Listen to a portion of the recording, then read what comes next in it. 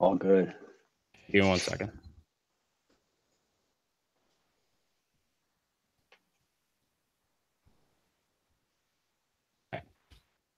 Oh. Go Celtics, right? Not a good start. Fuck you, All Josh. I had to mention it. I forgot. Welcome to Tater Talk. It is episode 62. I am your host, Justin Ledger, joined as always by Zach Hummel. Zach, how are you? Happy Memorial Day weekend. Yeah, happy Memorial Day to everyone, the troops, the ones that are not with us anymore. Thanks for protecting our freedom. I was at the Red Sox game today, Memorial Day. They did a great job of honoring the veterans. So, great job, Red Sox. Happy Memorial Day to everyone.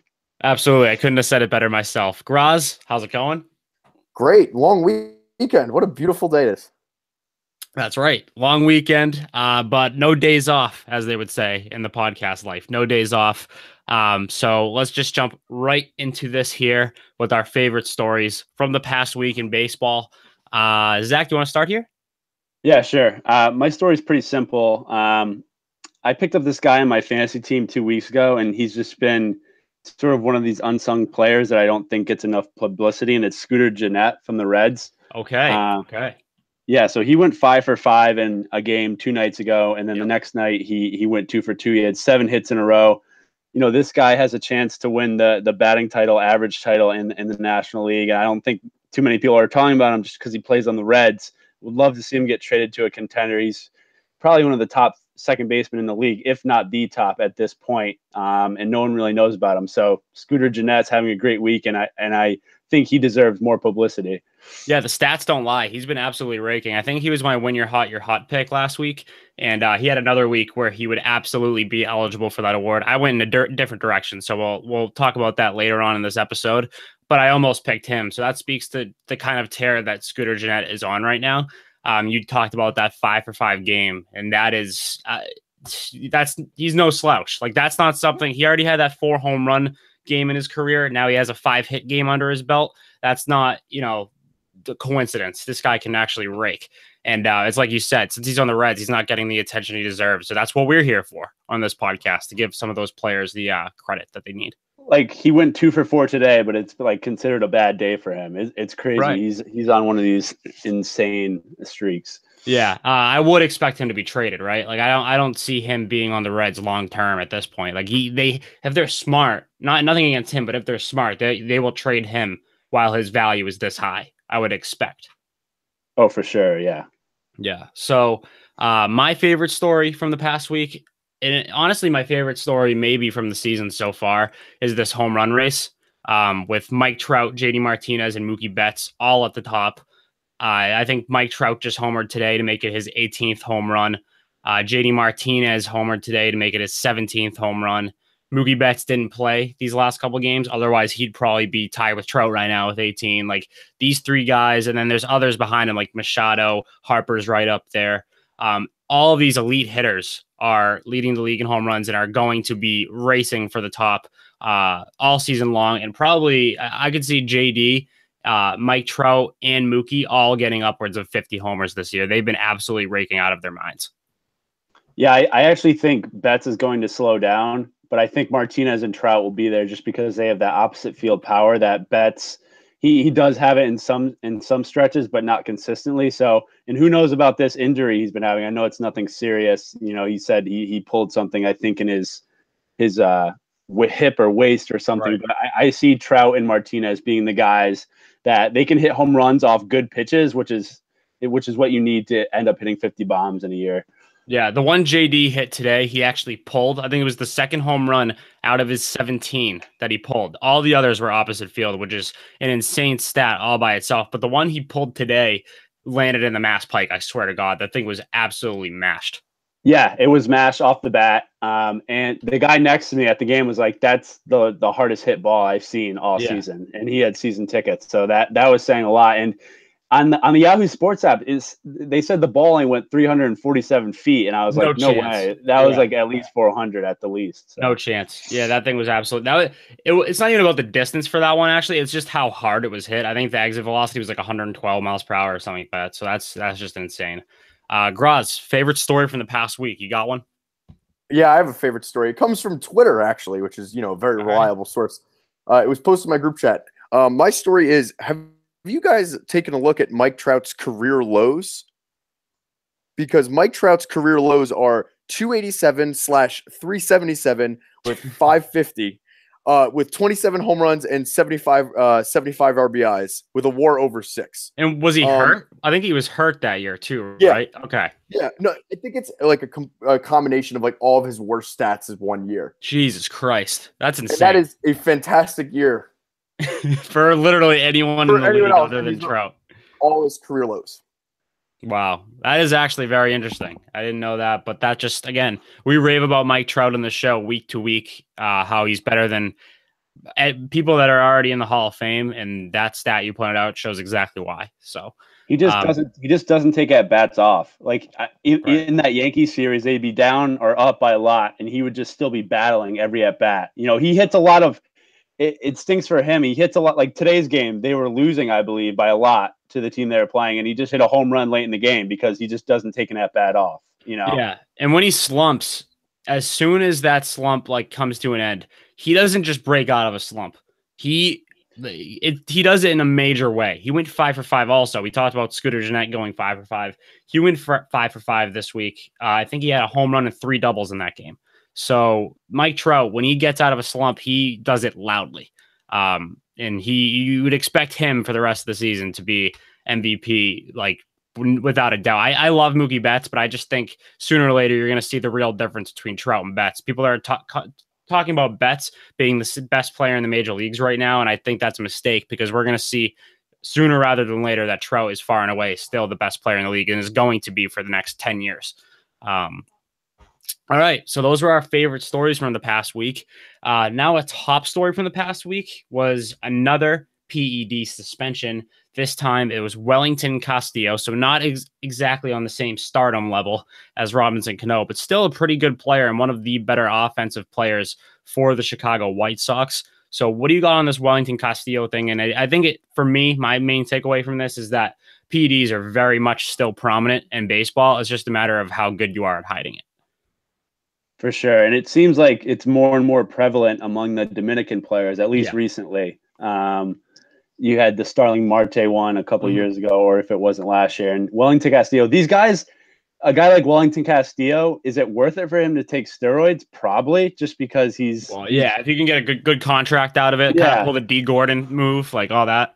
He's very injury prone as well. Like I had him on my fantasy team earlier this year, and he is supposed to be a starting catcher, but he doesn't start every game. He starts like every, second or third game. So yeah, this one wasn't that surprising to me just because, it's based on his pop. So it's too bad for Wellington Castillo. This could honestly be the end of his career in the MLB. I know he's, not on the older side, but things like this is going to start to tarnish players, their reputations for sure. Yeah, I think with PEDs being such a touchy subject at this point, like if you get cracked for PEDs, it's like your legacy's out the window, no matter what. And no one wants to be associated with you. We saw with Robinson Cano, right after his suspension, people were like, oh, his legacy is tarnished. Like there's no coming back from this. I don't necessarily agree with that, but that's just the narrative when it comes to PEDs in baseball at this point in time. I hope it goes away, but that is, you can't avoid it. It's just the way it is now. So that's the whole Wellington Castillo dilemma. Sucks for the White Sox, but they're already in last place. They didn't have really much to lose anyway to begin with.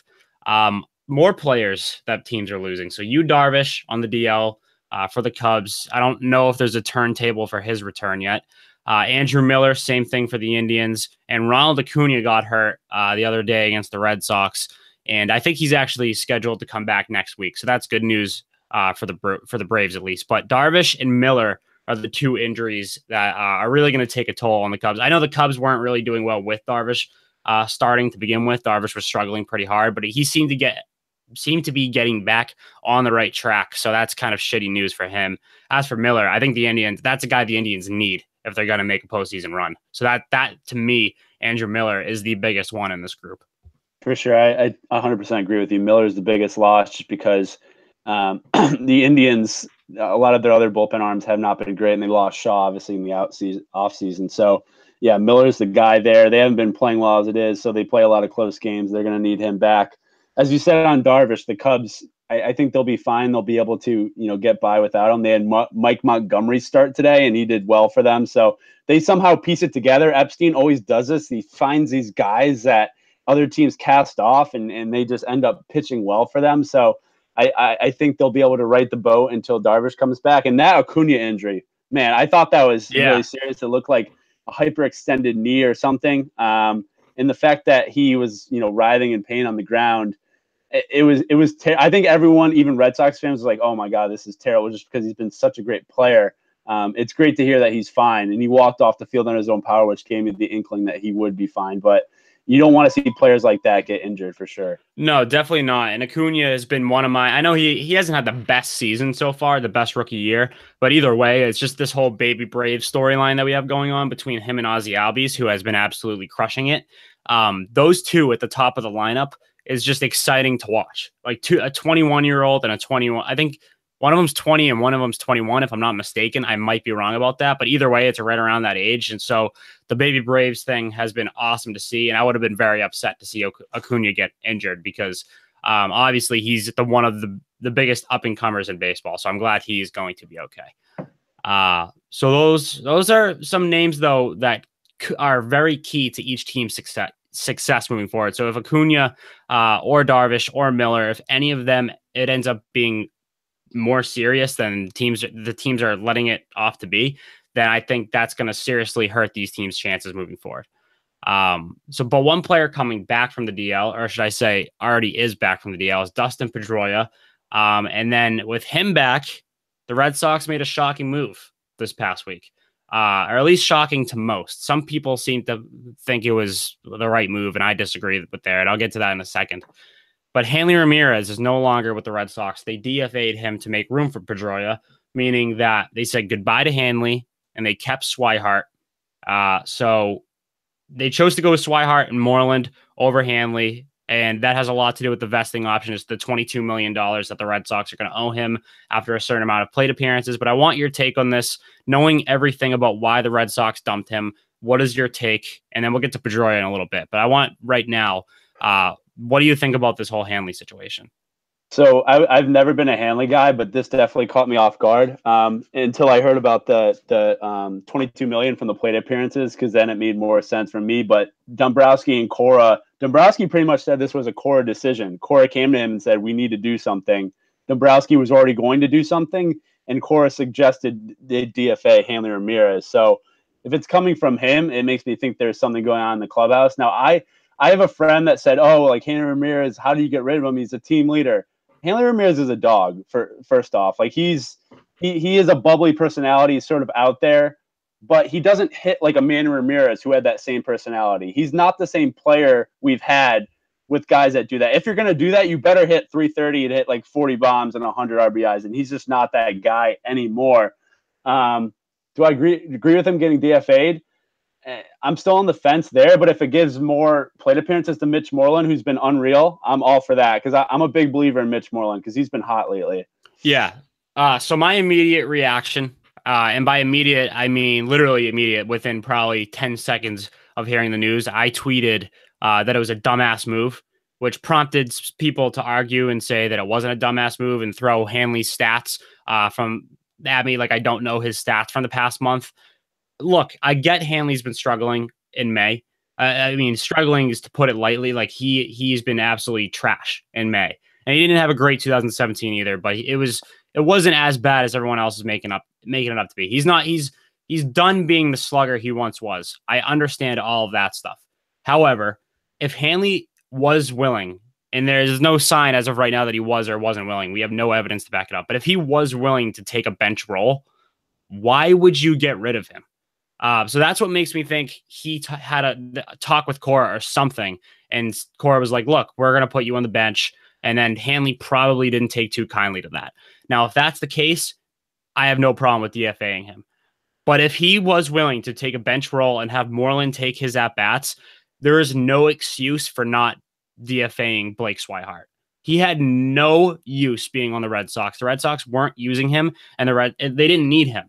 3 catchers. You don't need 3 catchers on your roster at all times. And Swihart has shown absolutely no potential so far with the Reds. I hope I'm wrong. I hope he starts raking for the Red Sox, but he has not shown that at all in his Red Sox career. Whereas Hanley has shown that he is a hot and cold hitter. He's not in between. He's either going to go on these cold streaks or go back on these hot streaks where he's raking. And he's the only guy who hit for you in the postseason. Everyone else's bats were cold in the postseason, and Hanley was the one who stepped up when you needed him most. And he was a Yankee killer on top of everything. So DFAing a guy like that to me is strange when you had an obvious candidate in Blake Swihart to get rid of, and then you could just use Hanley off the bench. So hopefully there was some sort of behind the scenes with Cora to justify the move. If not, I hate it.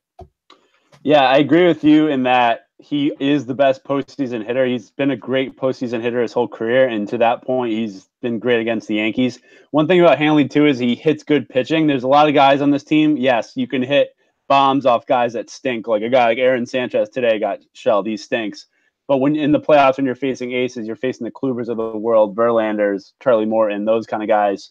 There's not a lot of guys on the Red Sox that have a history of hitting those guys, and Hanley Ramirez does. He hits good pitching. So we'll have to wait and see. I think this might be setting up for a bigger move at the deadline, and we'll have to see what happens there. I think it's a means to an end. I don't think it's, we're just getting rid of Hanley Ramirez and we're standing pat kind of thing. So yeah, hopefully you're right. I hope there's more to this than we're seeing right now, because for me, right, I mean, it's not like it's going to change the Red Sox completely. They're still going to win a ton of games like they already were with him. I don't think it changes the complexion of the team that much unless you buy into the whole team chemistry thing, which maybe it could hurt that.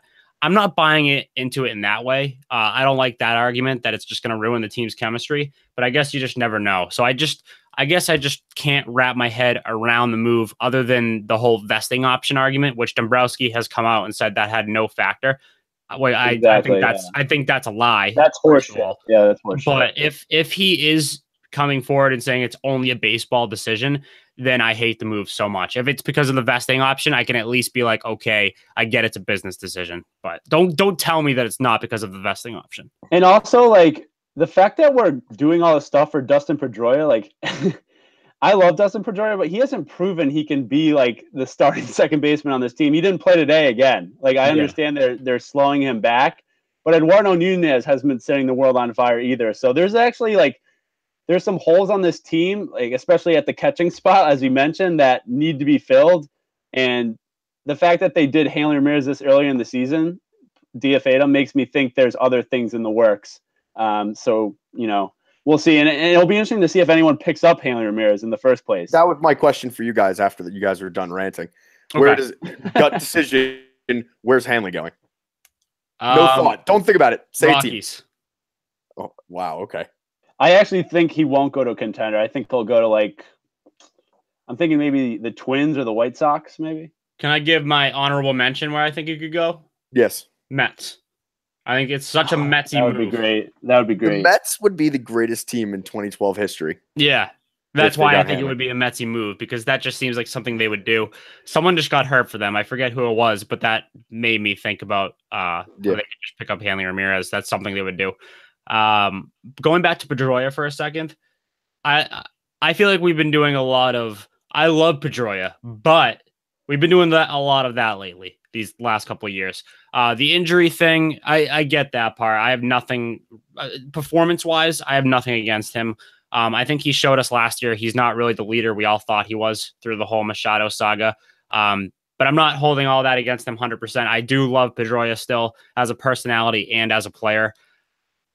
I have beef with people, though, who, when he gets an ovation coming back with the Red Sox, everyone's like, oh, why are they giving him an ovation? What has he done? I think it was Jim Murray, who is, I don't know if you know who he is, Graz, but Zach, because of the Boston sports radio.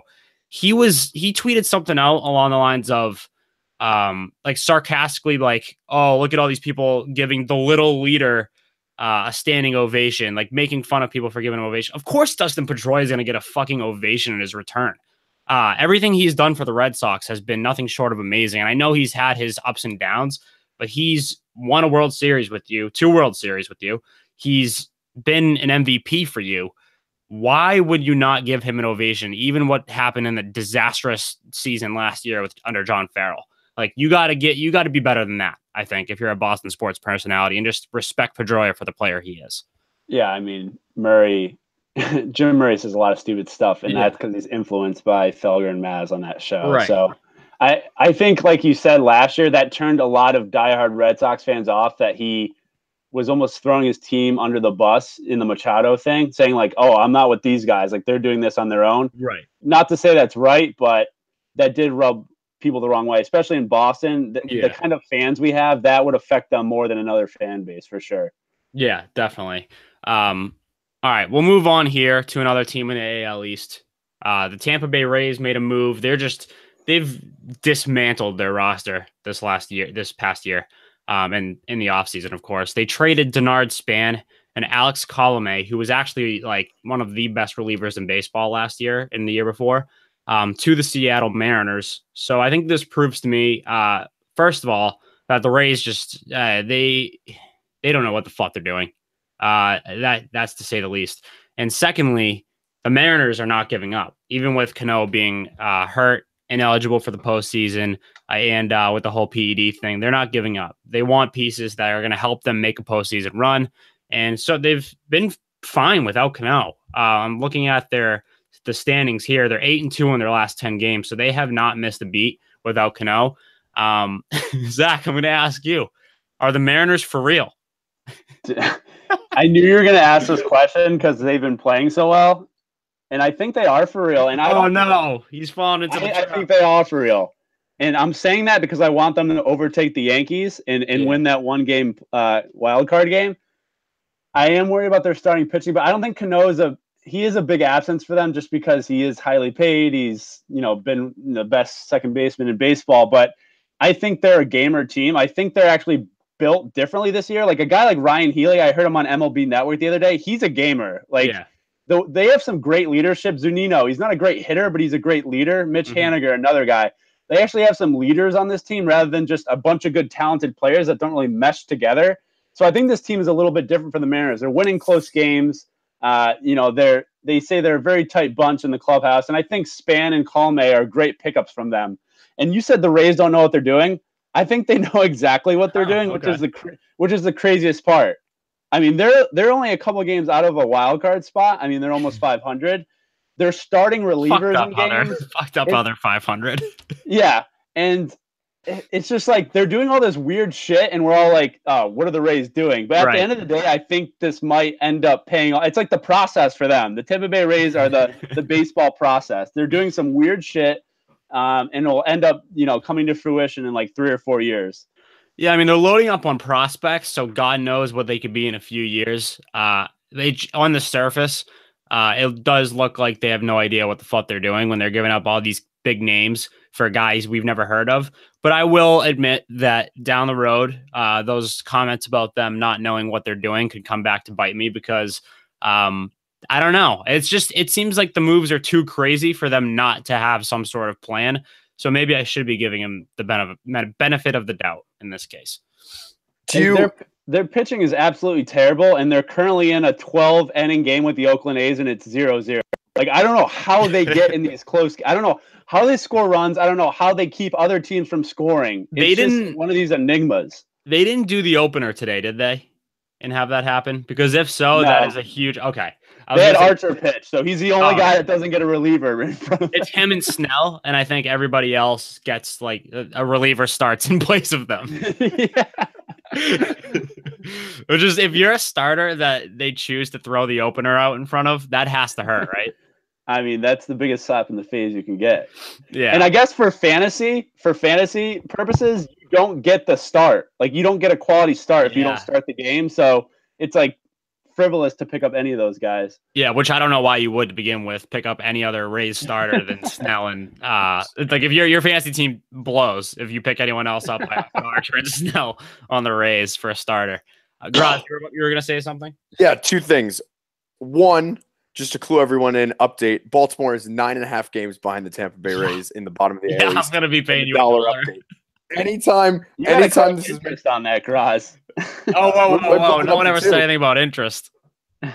We'll talk about it, but anytime the Rays or Baltimore is brought up, I have to bring that up. Oh, 2, the question I had for both of you So the Rays are kind of like in this weird 500, and the Mariners are playing well, but I think they'll eventually drop off. Agreed. Do you see Archer or Paxton getting moved at the deadline? Archer. Both, either. Archer. I've been on the Archer getting moved train for what seems like 3 years now, so I can't get away from it now. It's been long overdue for him to get moved. I could see him going to somewhere like LA and help them get their shit together, especially in that rotation. Rich Hill is a walking blister. And Clayton Kershaw, you never know if he's going to blow out his back again or his biceps and whatever the fuck he's got going on. Walker Buehler seems to be the only reliable guy in that rotation now. Kenta Maeda's figured it out a little bit too, but I could see Chris Archer getting moved to LA at the deadline. As of right now, that would be my prediction. I don't think Paxton gets moved. How about Archer to the Mariners, and just go with that? Could see that they're starting. You need a starter too. Who would you move if you're the Mariners to get a guy like Archer? Because the Rays are going to be asking for a lot. I don't know what their farm system's like, the Mariners, but yeah, I don't know who you move in that case. Yeah, I don't know either. I don't think they gave up a lot with the Span and Colome deal, so maybe they have some. Depends on the asking price, I guess. But I think LA has the pieces to make a move like that happen, so I'd probably go there if I had. Yeah, Archer's under contract till 2021. So got you. All right, so this next story would have been my favorite story if it weren't for the awesome home run race we have going on. It's Trevor Bauer versus Garrett Cole. This Astros-Indians beef, or should I say Bauer versus the Astros beef, has kind of taken a different turn here. And by that, I mean there's just more of a storyline to it than we originally thought. Trevor Bauer and Garrett Cole were teammates at UCLA. By the way, I actually didn't know that, admittedly, that they were teammates at UCLA. So that rotation was filthy. Just the fact that they had those two guys at the top. And I guess Bauer was the better pitcher at UCLA too, that's also interesting to me. Now, I guess Garrett Cole which is a dick move, he told Trevor Bauer that he was never going to make it in baseball. A, he was wrong. B, Bauer seems to have held a grudge ever since then against Garrett Cole. And he spoke about it a little bit, talking about how he's had a chip on his shoulder, and now this is his first time facing his former college teammate Garrett Cole. So this gives insight onto like the whole beef he had, talking about the sticky substances that the Astros rotation was using to get a better spin on the ball, all that good stuff. And kind of came to a head here versus Garrett Cole. So what do you got on this little beef they had going on? Yeah, I mean, Trevor Bauer, it seems like every time he's about to start, something comes out. Like, did you see he did last week? I forgot who they were pitching against. And he did 9/11. He put that on the mound itself. Yeah, he said that it wasn't that, which I don't know. He had a weird excuse for it. He didn't put the did part. I think he just put GW 9/11 or GW D 9/11 or something. Like it was like he didn't put the did part. If he put the did in there, it would like, what do you mean you're not like that? It's not what it means. But I don't know. That was a weird thing too. Yeah, I mean Bauer. It wouldn't surprise me if Bauer, like after he retires, starts like a weird pitching cult out in like the West someplace. He just strikes me as a guy that like in the locker room, he'd probably be talking to these guys and their eyes would glaze over because he just talks about all this, mundane, crazy stuff that everyone's talking about. But yeah, like you said, UCLA, that would be an awesome rotation with Cole and Bauer. These two guys getting into it just seems like a dick measuring contest from two guys that played together. I mean, at the end of the day, you should be supporting each other since you play at the same school and one guy's success is good for the other guy. Yeah. But I mean, Garrett Cole is kind of a weirdo too. He seems kind of a hardo. So it's just two guys who are pretty weird, and it seems like they have some beef. So it would be great if, they were in the National League, they could face each other and see what would happen there. I mean, we could see some fireworks, but yeah, they both pitched well in their face off with each other. So, and that was a crazy game too. It was a good, it was a good matchup. Insane after both of them came out of the game. Both of them had great outings. It looked like a pitcher's duel. As soon as the bullpens came in, all hell broke loose. I think the Indians won in extras.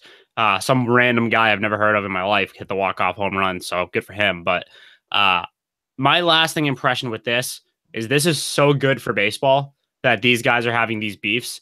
It reminds me of a lot about the NBA. NBA, like if a player leaves or like there's always some sort of drama going on in the NBA. So when drama is happening in baseball, it makes the players look a bit petty, but I think it's good for the league. It gets the players' names out there more. People love drama. So as soon as they see drama on Twitter with names like Bauer and Cole, Bauer's a rising star. Garrett Cole kind of already is a star. So these guys should have their names out there already.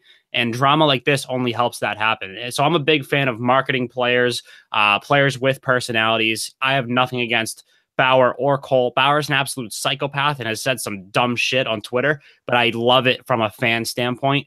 You don't have to like the guy, but if you're a fan of baseball, I think, especially if you're like a new age fan, not an old time fan who's like big into unwritten rules and shit, I think you gotta love this. Definitely. Yeah. So we will move on here to our dream home run derby lineups for this year. I think Mookie Betts said that this is what made me think of the idea is Mookie Betts said that he does not want to be in the home run derby because he doesn't hit home runs in batting practice. And Shohei Ohtani said he's not worthy of being in the home run derby. So that's what all this home run derby talk has made me think. Let's come up with our dream home run derby lineup for this year. We'll go back and forth here. And Graz, feel free to pitch in if we miss anyone or if you have guys of your own you want to mention. Zach, I'll have you go first.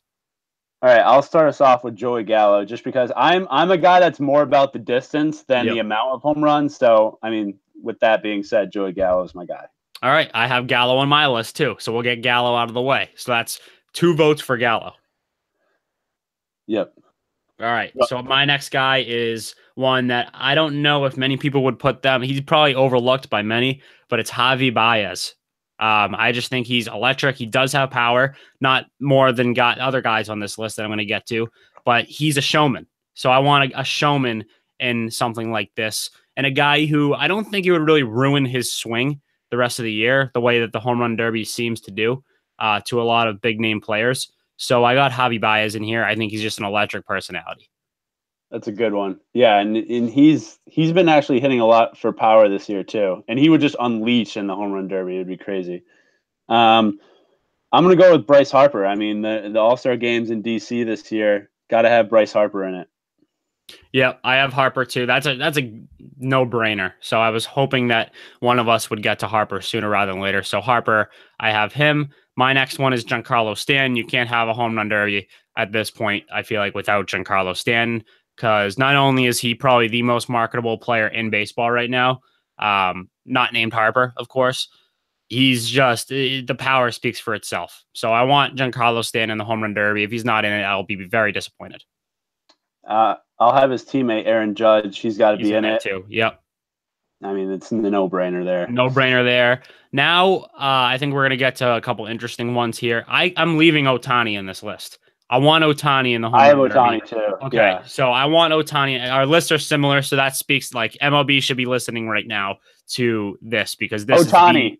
Ohtani is worthy. You are worthy. Okay, yeah. Ohtani. Yeah, what is this guy? He has some low self-esteem because he doesn't want to play in New York or Boston or places like big marketable places. He wants to be out on the Angels where no one gives a fuck. And he doesn't think he's worthy of the home run derby. So Ohtani thinks that he sucks.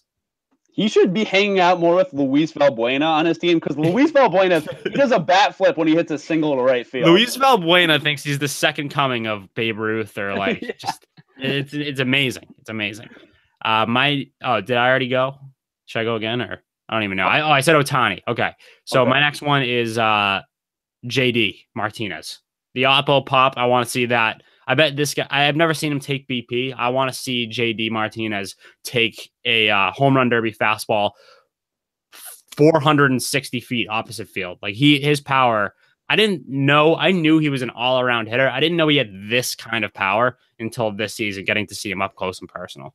It's easy power too. Cause I mean, he's a big guy, but he's not like built like Judge or Stanton. Right. He just gets so much whip on the ball. I'm going to go one of my favorite swings in baseball. I think he was in it 2 years ago, if not last year, was Justin Bour from the Marlins. Okay. Just a beer league softball swing. He needs to be in it. Yep. Okay. I don't have him on my list, but I like the pick. He is not far out of this list for me. My next one, last but not least, and this won't happen, This is why it's called the Dream Home Run Derby lineup. Is Vlad Jr. Oh, I would love to see Vlad Jr. in the Home Run Derby. Like, just make it interesting. It's a show. It's not supposed to be this formal event where you need like all these big name MLB players. Just give me the guy who's hot right now. Vlad Jr. is hot in the streets right now. I know he's only in AA, but I mean, he's a son of a former one of the best players of all time, Vladimir Guerrero. Just the entire dynamic of having Vlad Jr. in the Home Run Derby would be so cool. And obviously, a 0% chance of it happening. It will happen in the future, but I would just love to see it. 19-year-old kid in it, like Vlad Jr. Give me that. I will. That's appointment television to me. I wish he was. I thought he would be called up in time for the game today. I was going to, but I don't know what the Blue Jays are doing. Josh Donaldson got injured in the game today. Yep. He hurt his hamstring, so maybe he gets called up to fill his spot for a couple of days. My last guy's kind of unknown. He's on the hot Brewers. Jesus Aguilar. Okay. Big power guy, can go opposite field. He hit some moon shots too, so I'd love to see him just spray it around the ballpark in a home run derby. All right, so that's our list. Graz, did we miss anybody? I got a couple guys. One, thanks for burying my awesome. I was going to say Vlad Jr. in mine too. Oh, you were? Yes. Yeah. I was freaking out. I was mad. I was all in on that. I saw you upset. I thought you were disagreeing with me. I was I was agreeing because I was going to say, oh, Vlad Jr. That'd be cool. Like the exact same thing you said. Maybe have his dad pitch to him if he can. Exactly. Is it far-fetched to say that I think Vlad Jr. would be one of the favorites for the Home Run Derby? No. Because I think he's a legitimate – I think he measures up only in terms of power with everybody on this list. I really think that. All right, so who do we miss? Who do you miss? I would put Chris Bryant in it because I love Chris Bryant. Then a couple big your favorite player in baseball, Nolan Arenado, I think would be very interesting because he's kind of a hothead. How did I forget him? How did I forget him? You guys forgot the Mets. He's always hurt, but Cespedes is very fun. Okay, I think Cespedes has been kind of like off the radar because obviously because of injuries too, but just in general he seems to have been very off the radar. Yeah, and then one of my favorite power hitters of all time actually is Nelson Cruz. Okay, I love Nelson Cruz. He killed the Yankees on Baltimore, and then to finish it off because you have to have fun people. I had Vlad Jr., which you did, and then gotta throw Tim Tebow in there.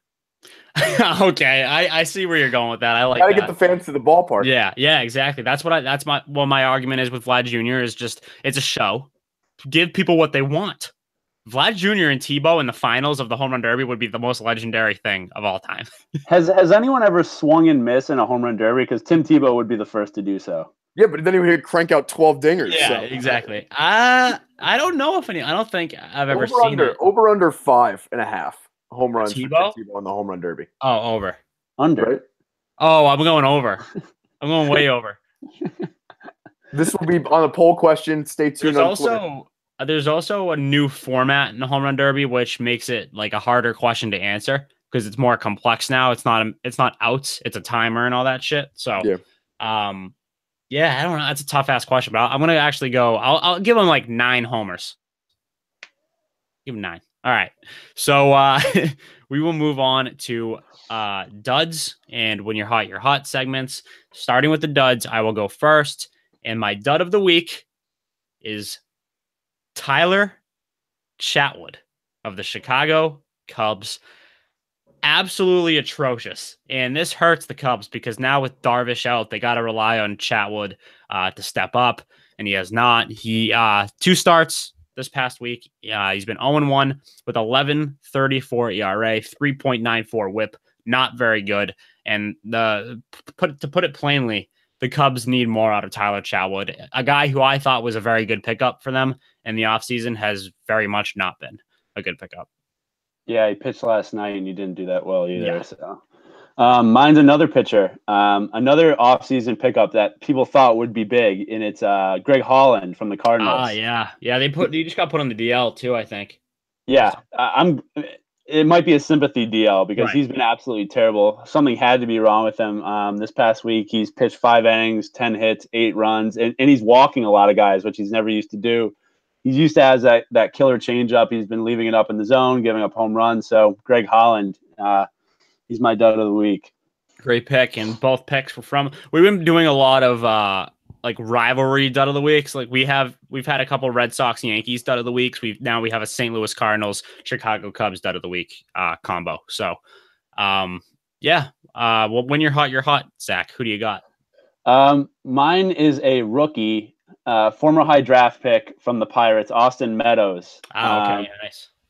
They call him up. He's a center fielder. He plays outfield for the Pirates. He's been part of the Pirates, streak the last couple of weeks with their wins. They haven't been playing as well as they did to start the season. He's hitting almost 500, 2 home runs. Looks to be the real deal. I think he was the 9th pick in the 2013 or 14 draft, and we're finally seeing him come up and hit. And he's hitting versus good pitching too. He's been taking guys yard off some of the best starters in the MLB. So Austin Meadows, definitely you got to keep your eye on.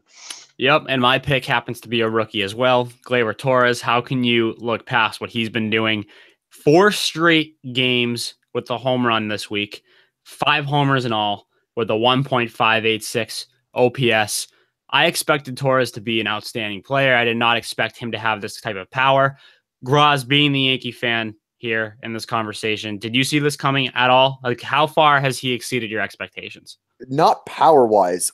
I knew about his glove, and I knew he was smooth, and I knew he was a good hitter.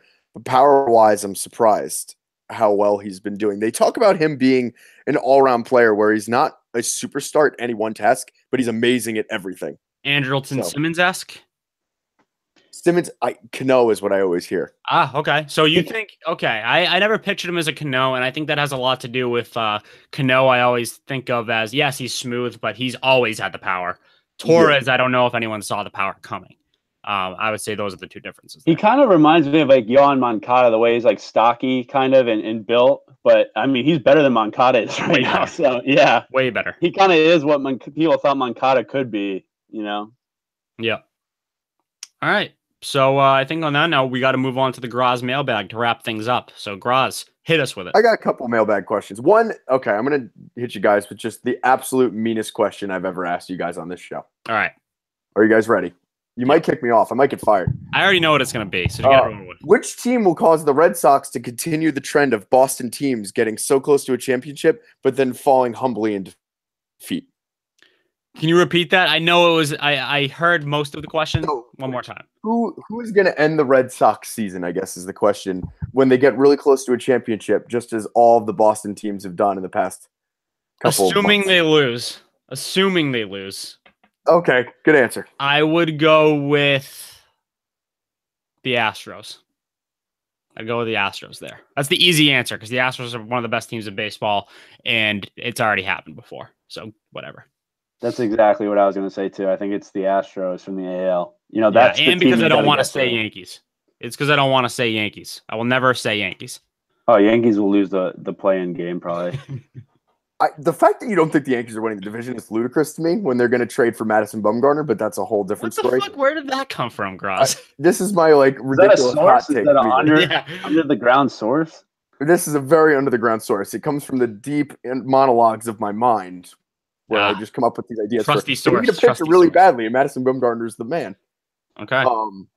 Sorry. I'm sorry. That was a mean question. It was by the way, the Yankees mean. will also lose to the Astros, so I'm not worried. They lost today. Right. Okay.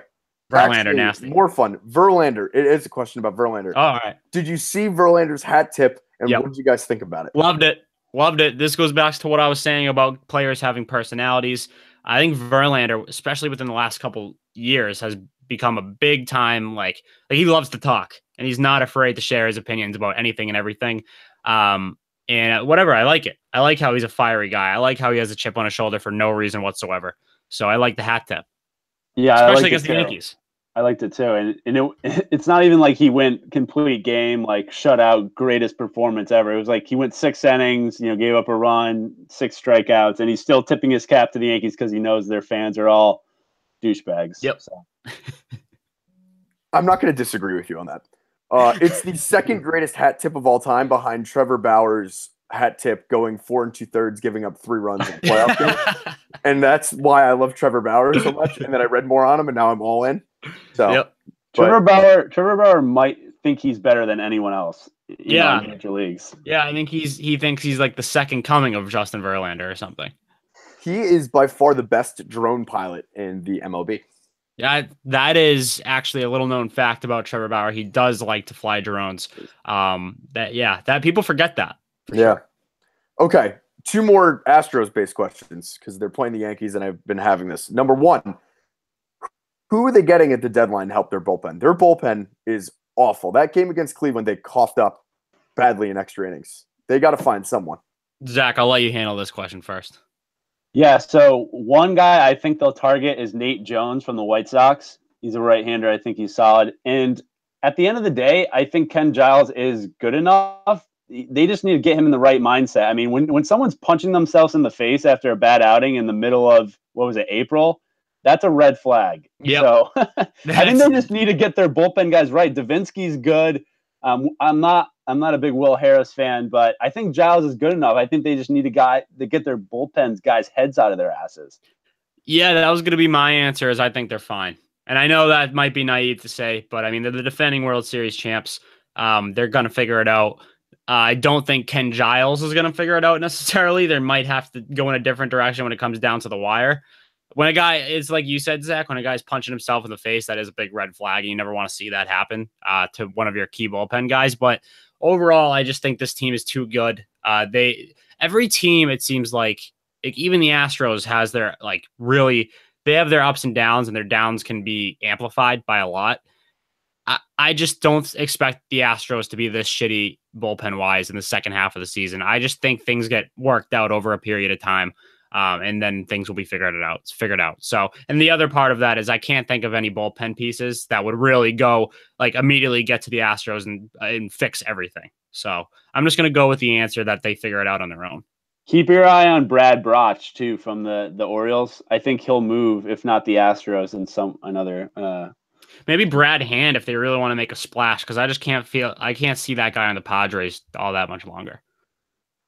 So makes sense. Too. Okay, this is a gut reaction question. How in the hell is Charlie Morton throwing 98? Well, this is your friend that had to ask this question. This is a great question. The easy answer here is roids, but I'm not going to say roids. What I'm going to say is I think the Astros, for whatever reason, the entire rotation has stepped up their game. You see Verlander, he's been revitalized. Everyone thought his career was coming to maybe not an end, but his prime was well past it a couple of years ago. And then he had this resurgence with the Astros. Lance McCullers, I think, has exceeded expectations in that rotation. I think for some reason, he looks like one of the top pitchers in the game when all these guys weren't together. He was not that. Who else do we got? Garrett Cole sucked when he was on the Pirates his last couple of years. Then he comes to the Astros and he's striking out guys left and right. So I think it has something to do with just being around this group. I don't know what kind of tips they give each other. Maybe Bauer's onto something with the whole spin rate thing. I don't know what it is, but I don't know. Charlie Morton's become one of the best pitchers in the game, and it is crazy. I don't have a very good answer for it either. So I picked him up in fantasy early last year. Once I saw one of his outings, I think it was versus the Red Sox, and he was throwing, like you said, upwards of 97, 98. And then I read an article on him the next day. So he said he legitimately woke up one day and said, I'm going to start throwing harder. And it happened for him. He's like, I'm going to go out to the mound and try to physically throw harder. And his velocity went up. So maybe more people should just try to throw harder, because that's. And the other thing I'll say about Morton is, yes, he's on another level compared to when he was on the Pirates, but he was pretty decent on the Pirates. He was just more of an under the radar guy. He was buried under guys like Garrett Cole, and I think at that point Lariano was still relevant too, if I'm not mistaken. So I mean, he was buried under those guys, and now I know when he was on the Pirates, he was a shell of what he is now. But he was not like a bad player by any means of the Pirates. He was still decent. So I think he's just developed his game over the last couple of years, and I don't know. We're seeing what we're seeing. Okay, that makes sense. By the way, does that Pirates team have Yankees legend AJ Burnett on as well? Yeah. I mean, it had to have at one point. I mean, Morton's 34 now, I think. So he was on the Pirates for a little while. Okay, I got you guys with the Yankees question. I know you love that. Bird went deep today. My boy, my favorite Yankee, Greg Bird, went deep. Do you think this will have any impact with the Yankees going forward? Will it help them? Will it hurt them? Will it change the lineup? you would know better than I would, but I would expect like Greg Bird's a guy who had pretty high expectations, right? For like as a power threat in that lineup. So if he keeps doing that, how do you really argue against him being your first baseman moving forward? I'm interested in actually, I'm going to fire back at you, Gross, because I saw people criticizing the Yankees for Torreyes being demoted and Bird being placed into that slot. So I want to know what you think there. So it's a very simple reason why they did that. Torreyes plays the role of the utility guy, and they have that in Neil Walker, and he's a switch hitter, and Torreyes bats right-handed. Okay, that's a very logical answer. Yeah. Zach, what do you think? Yeah, it's weird. Like the first base DH situation for the Yankees is really weird right now. Like Neil Walker was playing first for you guys before Bird came back, right? Yeah. Was he splitting time with anyone? Tyler Austin. Who leads the rookies in home runs. Yeah, they have too many cooks in the kitchen. Like something's got to give there. Something's got to move.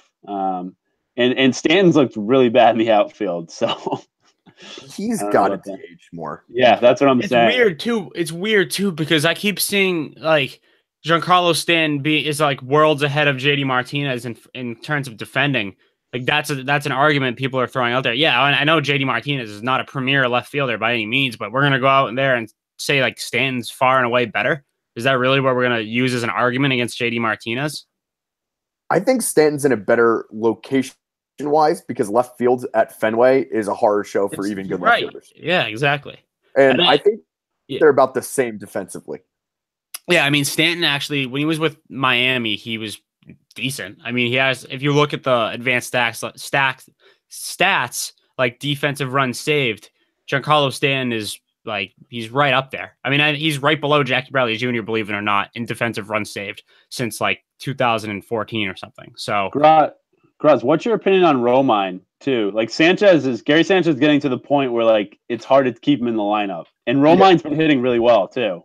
He has been hitting well, but I'm sorry to bring in a different sport on this baseball podcast, but the worst thing you can have is a good backup quarterback because it accentuates all the things that your starter doesn't do well. Oh, Gary Sanchez doesn't block the plate well. Oh, he doesn't really throw out runners that well. I don't care because if my catcher can hit 35 home runs, if he gives up a run or two on a pass ball, I do not care because I'm watching the Red Sox and the Mets, the two teams that are like, against the Yankees the most rivalry-wise, struggle at the catching position. So I would keep going. Austin Romine is excellent with Sonny Gray, too. That's a whole different side of things. But if there's a right deal where the Mets come to the Yankees and we're like, hey, we'll give you, DeGrom for that, then you'll do it. But they'll never do anything close to that. Obviously not. Yeah, I know. But the Yankees and Mets are going to start trading a shit ton of players. You know what? No, I shouldn't say obviously not. If the Mets traded DeGrom for like Austin Romine or something. That's not that surprising. Do you know the Mets? Yeah, I know you guys aren't around the Mets as I am, but like the Mets actually have been their catching situations kind of, I don't want to say it's been solved, but with Devin Mesoraco, it's been figured out. Been good. He's been pretty good for them. But like it accentuates the fact that maybe Gary isn't the best defender, but I will stand firm that Gary Sanchez is my catcher for the future. You take the pros outweigh the cons with him. For sure. He's the Manny Ramirez. Like you have Manny Ramirez in left field. Oh no, but he's hitting 330 with 45 dingers. Yeah, I'm okay with it. Yep. Well, then you eventually find out your backup quarterback's better than your starter, and then something gives. So, yeah, I guess. You know what? I'm not gonna think about that. I'm a Gary Sanchez lover. I have one more question for you guys. One more question. We got him. We've talked about this before. It's officially come out. Baseballs are juiced. Are you excited that we were the first podcast to know that baseballs were juiced? Yeah. That's a little known fact as well, is that people don't know that we were the first ever podcast to call a baseball juiced. So that is something we deserve credit for. I would appreciate it if everybody tweeting out that this whole thing about baseball is being juiced gets credited to us. That would be great. Now, I think what they said was it was something related to like the aerodynamics of the baseball or something, not necessarily the physical. I don't know. I really don't know. It was some weird physics thing with the baseball. Can you give me more of a background thing on it? Nothing necessarily like the stitches and all that stuff weren't changed, but I don't know what it was that was changed. They said the height, weight, and bounciness of the newer balls were the same, but they said these like the spinning and the airflow around the baseball. So when you think, I mean, I'm not really an expert when it comes to this, but when you think that sort of helps pitchers too, we talked about the whole spin rate thing. Like, is that why we're seeing so much more movement on pitches as well? So it's in a way, it's almost like a more of a competitive advantage on both sides. This seems like a question for Trevor Bauer. Yeah, imagine having him on the show. What a wild ride that would be. Strap in. Yeah, but I don't really know. I don't really know what else to say about it other than, I mean, I think this is just a foregone conclusion. I think we all expected this. I'm just letting you know that we got him. The baseball. Yeah, no, we got him. We got him. It's good for baseball though. More home runs, more power. Anyone who says otherwise is just either they're a pitcher or they're just delusional and don't know what makes the sport exciting. That's why I've always been a big steroids guy, because I came up during the steroid, like growing up, and I'm like, oh, someone hits 70 home runs. I'm very much interested in this sport. Yeah, the thing with that is, like, there's guys out there who don't want to ruin their bodies and ruin their lives, so they're probably not going to take roids. So you kind of have that argument for it, because that's like unfair competitive advantage. That's why, like, if people are like, oh, let them use roids, it's like, that's an unfair advantage, because some guys are going to do it and not care about the consequences, the serious consequences that roids have. Yeah. And then other guys are like, I'm not going to ruin my life, but that hurts me. So, but for the juiced balls thing, that's an even playing field for everybody. Everybody's dealing with it. So, yeah. Is that the show? I have one last thing to tell you guys. One last thing from Gross. Hit it. I am all out on Shohei Ohtani. Officially all out. What he pulled this weekend, going for rest instead of his start against fellow countryman Masahiro Tanaka, ruined my weekend. Ooh. I was so excited. They were going to, I didn't know. I wanted to get Hideki Matsui out there, get all of these old players, Kaz Matsui, get them all out there, Ichiro. And I was so excited to have this, Japan versus Japan matchup that the world was waiting for. And Ohtani sat out due to rest. Do you think it was rest, or do you think he was nervous about being outclassed by his fellow Japan friend? Oh, I think it's all the above. The guy lives in his fears. I am all out on him. I was in on him about 2 weeks ago. I am now all out because he lives in his fears. He's scared of New York. He's scared of the spotlight, and he is scared of Masahiro Tanaka. And you know who should be scared of Masahiro Tanaka? Absolutely no one. When that splitter is flat, it is a batting practice pitch. He's been terrible this year, Tanaka. So he pitched well this weekend, but he's awful. Overall, he hasn't been great. Okay, before I jump on you about your Ohtani take, who is the number 2 guy in the Yankees rotation right now? You know what? That's a great question. And thanks to the veterans on Memorial Day, we get to ask questions like that in free. I have no idea. I want to say CC, but that's I was gonna say CC. Might be Sevy again, like when he comes back around.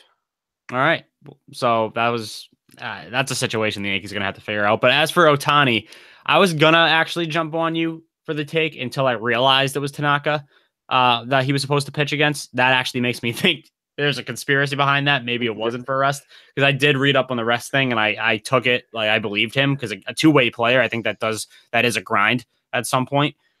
I didn't know it was against Tanaka. I think you might have a case there. He might actually be scared, especially with what we talked about with him saying that he wouldn't be good enough for the home run derby. There's some red flags with this Ohtani guy that are coming out. Like he's so talented too. He should not have this lack of confidence. He's like that really like good-looking dude that just is terrible with girls. It's just one of those, like, that's Ohtani. Like, he's just ultra skilled, has all the tools, but he just doesn't want the spotlight, doesn't want any interviews, just wants to go and play the game. So I thought he would be more confident because he came out early. And they're all like, well, he's betting on himself now with this small contract. You know what I mean? So I thought he would be confident, like, I'm awesome. I'm going to get the contract myself. You know what I mean? Yeah. He's a strange character. He really is. And I don't think it could have to do with the fact that there's kind of a language barrier. But I was going to say I've never heard him talk. But then again, I don't think I ever heard Ichiro or Tanaka talk either. And I think that has something to do with the whole Japanese thing.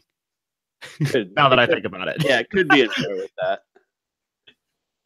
All right.